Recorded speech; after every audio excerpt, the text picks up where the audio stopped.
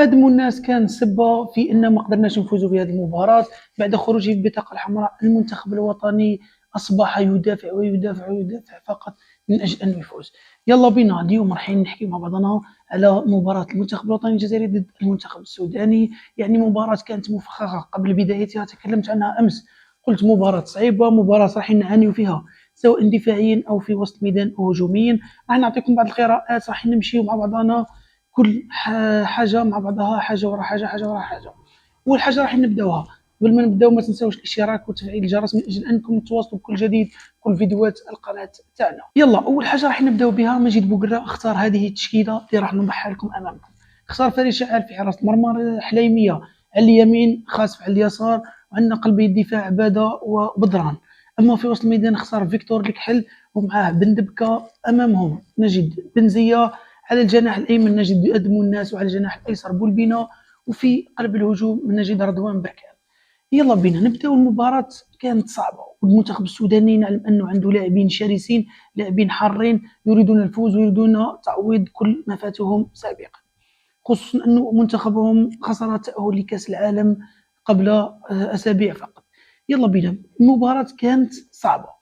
حارس مرمى أنا كنت أتمنى أنه يبدا يسلي وما يبداش شعال. شعال ما نقدروش نلوموه أيضا خاطر ما وصلته حتى كرة. شعال كان يعني كرات قليلة ولكنها لم تكن خطيرة على المرمى، وتصويباتهم أو تسديداتهم كانت كلها خارج إطار المرمى. يعني شعال راهو ما كانش يعني كما نقولوا فرص خطيرة والله اللي نقدروا نقيموه عليها. المدافع الأيمن راهو عند حليمية. حليمية كنت نتمنى نشوف عطال، ولكن حليمية ممتاز دفاعيا رائع، ولكن عنده شوية النضج التكتيكي تاعو. شفناه في بعض اللقطات في هذه المباراة أنه حليمية ديما يحكم الكرة ويستنى المهاجم هو اللي يجيه، والله ما يفيقش ما يقراش حذرو انه كاين مهاجم وراه، يبقى يستنى حتى جا قداه المره داولو لا بال، وكاينه بال اللي باينه مليحه دالو الجوار تاع السودان بالو. لذلك اضطر بنتبكا انه يقوم بمخالفه، تعرض لبطاقه صفراء، كانت ممكن انه تعرض لبطاقات اخرى. ولكن على العموم حليميه قدم ما يجب عليه، قدم مباراه رائعه، كان طرف رائع في هذه المباراه، ما كانش يعني اي هفوات اللي نقدروا نحكيو عليها. نذهبوا للظهير الايسر، عندنا نوف الخاص. نوف الخاص قدم ما عليه، قدم مباراه رائعه دفاعيا هجوميا، كان من ابرز اللاعبين في هذه المباراه. نوف الخاص ما يعيب عليه اي شيء، يعني عموما في هذه المباراه انا ما نقدرش نحكم على يوسف خاص نوف الخاص والله نقول باللي راهو ضعيف ولا لا. هو قدم مباراه دفاعيه جيده. هجوميا بعد الطرد اصبح المنتخب الوطني لا يهاجم كثيرا، اصبح المنتخب الوطني يلعب للخلف. يعني ما نقدروش نقيموا اللاعبين 100%، ولكن مردودهم اللي كان في الملعب نقدروا نحكيو عليه. قلبي الدفاع عباده ممتاز، عباده رائع، عباده يستحق فريق افضل، فريق انه ليس افضل من شلف، افضل خارج الوطن. يعني ان شاء الله يحترف ويزيد يتطور كثير. قلب الدفاع الاخر اللي معاه بدران. بدران كان ممتاز، بدران لعب كره هادئه، يعني كاين شويه غلطات من بيناتهم باسكو اول مره يلعبوا مع بعضهم. ما نقدروش يعني نقولوا باللي هذا الدفاع راح يكون قوي جدا حتى نطيحوا في هجوم قوي. الان نشوف العراق راه مربحين 2-0، يعني ممكن يكون مباراة صعبة لنا ضد المنتخب العراقي في ثالث مباراة. هذه راح نقيموا واحد من بعد نعودوا نرجعوا نقيموا المباراة. وسط الميدان فيكتور لكحل نجم المباراة، أفضل لاعب في المباراة سواء دفاعيا هجوميا، كان سد منيع أمام السودانيين، يعني قاتل على كل كرة، ويعتبر بالنسبة لي أفضل لاعب في هذه المباراة. بندبكة المحرات. بندبكة أيضا لاعب قوي، لاعب ممتاز جدا، مانيش نقول لك لاعب خارق للعادة، ولكن بمستويات المنتخب المحلي بندبكة واحد من افضل اللاعبين، واحد من اللاعبين اللي كانوا ساهموا في تتويج المنتخب الوطني 2021. هجوميا نروحوا عند بولبينا. بولبينا حاب يدير بالعاميه الشيء اللي يكثر عليه وهو مش قادر عليه. خويا بولبينا الشيء اللي تعرفوا العبوا، ما تضطرش انك دير حوايج خارقين للعاده. انا بولبينا نقيمه متوسط في هذه المباراه، حوس يدير حوايج زايدين ولكن ما يقدرش عليه. ادموا الناس نعطيه علامه صفر، اذا كان كاينه اقل من صفر راح نعطيه صفر. اقل من الصفر، هو سبب في هذه المباراه، هو اللي وصلنا لهذه الكارثه. لاعب عنده امكانيات هائله، امكانيات خارقه للعاده، ولكن المستوى اللي في راسه والله ذهنيا هو ضعيف وصفر. رضوان بركان وصلته كره ضيعها وجه لوجه، ما كانش كرات كثيره، ما نقدرش نلومو، ما نقدرش نحكي عليه. التغييرات غنحكي عليهم في اثناء تحليل المباراه. المباراه بدات يعني كل الجانبين كانوا في جس النبض. 10 دقائق الاولى ما نقول لكم الجزائر افضل، ما نقول لكم السودان افضل، المنتخبين كانوا ند لند. هذا يحاول يلعب وهذا متخوف من الآخر، هذا متخوف من الآخر وهذا يحاول يلعب. هذه هي المباراة. بعدها المنتخب الوطني أصبح لديه العديد من الفرص. أول فرصة هي رأسية سفيان بن دبكة، راح نحطها لكم منه، كانت قريبة من التسجيل، ولكن لولا الحظ يعني أنا بالنسبة لي كان ممكن أنه يتعامل معها أفضل، أنه يروض الكرة ويصوب أو يدير أي حاجة أخرى، ولكنه فضل أنه يعملها براسية. كرة ثانية في هجمة مرتدة، هذه البولبينة بعد أن قطعت الكرة بركان يمدها البولبينة، بولبينة كان ممكن يتعامل معها أفضل، ولكن خيار التسديد ولمست فيه لاعب منتخب السودان وخرجت لي خارج القائم. اللقطة الثالثة كانت ركنية للمنتخب الوطني الجزائري، رجعت الكرة لوسط أمام خط 18 متر، عاودت رجعت البولبينة، بولبينة مدها البركان، بركان وجه لوجه، يعني كان يقدر يحطها اغوش ولا ادروات، بركان حطها في منتصف المرمى.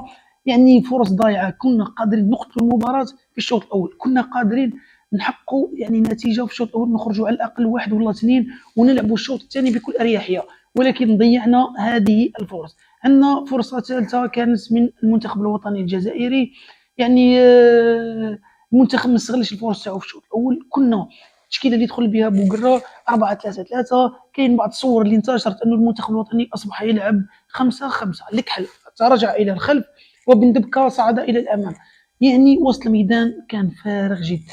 وهنا بوقرة ما عرفش يستغل المساحات، المنتخب السوداني كانوا حارين اجريسيف في العبار، ولكن ما كانوش عندهم الذكاء هذاك اللي يتعاملوا فيه.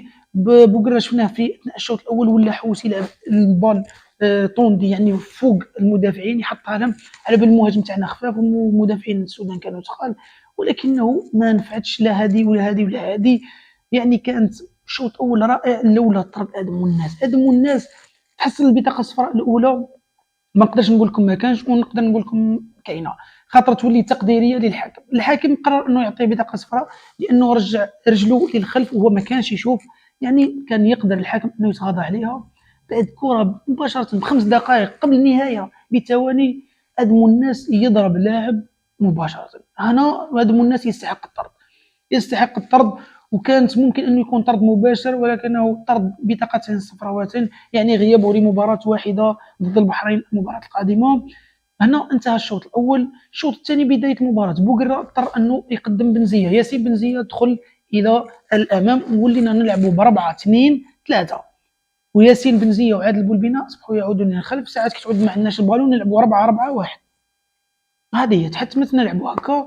من بعد بوقرة بدا يشوف المباراه، السودان بداو يسيطروا علينا، كنا ناقصين، بقينا ندخل بهم مع الماتش. من بعد جات التغييرات، وهنا التغييرات اللي ما نوافقش فيها مجيد بوقرة. اولى التغييرات اللي كانت مجيد بوقرة هو دخول اسلام سليماني ومع امير سعيود، يعني لاعبين كبار في السن. امير سعيود 35 سنه، اسلام سليماني راهو قريب من 39 سنه ولا 38، والله ما نعلم عمره. يعني حنا ب 10 لاعبين نحتاجوا لاعبين صغار في السن، لاعبين اللي راهم مازالوا ناشطين، يقدر يجري، خصوصا اننا ناقصين، رانا نلعبوا ناقصين، ولينا نلعبوا ناقصين بلاعب اضافي. اسلام سليماني ولا ناقص، كنا ناقصين بلاعب ولينا ناقصين بلاعبين. يعني هنا اختيارات مجيد بوقرة كانت خاطئه 100%. قبل الدخول اسلام سليماني واللاعب سعيود كان دخول يوسف عطال، يوسف عطال كان دخوله موفق، يعني نشوفوا انه خير من بنزيه، تنشط شويه الحاله، يقدم للامام، يعاود يعاون في الخلف، يعني كان دخوله موفق. كيدخل سعيود يوسف عطال تحول للجناح الايسر، وسعيود لعب جناح ايمن. سعيود معليش تما شوفوا انه ماهوش هذاك الجوار البروفيل اللي يجري في كل مكان، ولكن الكره كانت عندنا سعيود يقدر يلعب بها ويقدر يساهم بها اي حاجه. اسلام سليماني نقطه سوداء. انا والله من هذا المنبر يعني اسلام الكارير اللي درتها في حياتك كومبلي تقدر انك تجبد روحك وتتواضع، مع كل احترامات راه نحط لكم ما كانش بال اللي كونترولها، كونترول دو بال ما كانش، كل كره تخسرهم، كره ما كانت سليمه، يجري من بدون فائده. كاينه لقطه بولبينا دار سونتر وين سليماني اضطر انه يحرم كما نقولوا بالعاميه، ولا ما يخليش حليميه انه ياخذ الكره ومدها من بعد الحليميه ولا سليماني. هنا المباراة كانت سجال. من بعد المنتخب بقى انه يحاول يدافع، يحوس على النتيجة، يعني اضطرينا ان نلعبوا في بعض المراحل الدفاع دفاع دفاع. المنتخب السوداني كان يحاول انه يهاجم، كان يحاول انه يسجل، خصوصا انه امن انه قادر يسجل، انه المنتخب الوطني كان ب 10 لاعبين، لكن عموما نقولوا نتيجة ايجابية. انا بالنسبة لي تلعب ب 10 لاعبين امام السودان اللي كان حار وكان اغريسيف، يعني نتيجة جد موفقة للغاية. المباراة القادمة نتمنى أنه المنتخب الوطني يغير التشكيلة، عندنا بزاف لاعبين اللي ممكن يشاركوا. المباراة هذه تمنيت يدخل قيطان، هذا ما دخلش قيطان لاعب صغير كان ممكن انه يتحكم في الكره ويخلينا يعطينا هذيك الاريحيه، خصوصا ان ناقصين لاعب. ولكن بوقرة كان له راي اخر. المباراه القادمه متحتم عليه انه ادم الناس غايب، يعني راح يشارك قيطان. قادر ممكن يعود ياسين براهيمي نحتاجوه. ياسين براهيمي هو الميترور، هو القائد في وسط الميدان. يعني عندنا سعيود ممكن يشارك ممكن لا. عادل بولبينا حب يدير شي اللي يكثر منه. عادل انت تملك امكانيات رائعه، ولكن وظفها في ما يحتاجها. بركان ما نقدروش نحكيو عليه، خصوصا انه ما وصلتوش كرات كثيره، ولكن ان شاء الله يوفقوا ويوصل هذه المباراه القادمه وتكون نتيجه جد ايجابيه. يعني عموما منتخب ضد البحرين راهو منهزم 2-0. ما كانش هذيك الحراره اللي نشوفها في المنتخب السوداني امام منتخب البحرين. منتخب البحرين المنتخب راح يلعب بكل اريحيه، راح يلعب مترزن. لازمنا الفوز، النتيجه وتم النتيجه في المباراه الثانيه. هذا هو الاهم في هذه المقابله، باه ما ندخلوش الشك المباراه الثالثه نعود عندنا شك ونلعبوا بريسيون كونتر العراق راه متفوق. العراق راح يكون افضل منا، يكون باريحيه خير منا، لذلك ما نوصلوش رواحنا لهذا الشيء. نتمنى انه هذا التحليل عجبكم، ونتمنى اي خطا والله اي حاجه ما قدرتش نوفق فيها نهضروها لي عادي، نناقشوا بعضنا في التعليقات ونستفادوا من بعضنا. نلتقيو في حلقه قادمه، ممكن اليوم ثاني راح نزيد لكم حلقه اخرى راح نحلوا كل شيء بالتفاصيل. ان شاء الله المنتخب الوطني يعود ويفوز في المباراه الثانيه ضد البحرين، ولما لا فوز ضد العراق ونفوزوا متصدرين المجموعه ب7 نقاط. نتيجه اليوم جد مرضيه، خصوصا انه الفريق لعب 10 لاعبين. شكرا لكم، ما تنسوش تفعيل الجرس والاشتراك في القناه باش تدعمونا ونوصلوا الى ابعد نقطه من هذا العمل اللي راح نقدمه فيه، وانه يكون محتوى هادف ومحتوى نظيف للجميع. شكرا لكم، نلتقي في حلقه قادمه.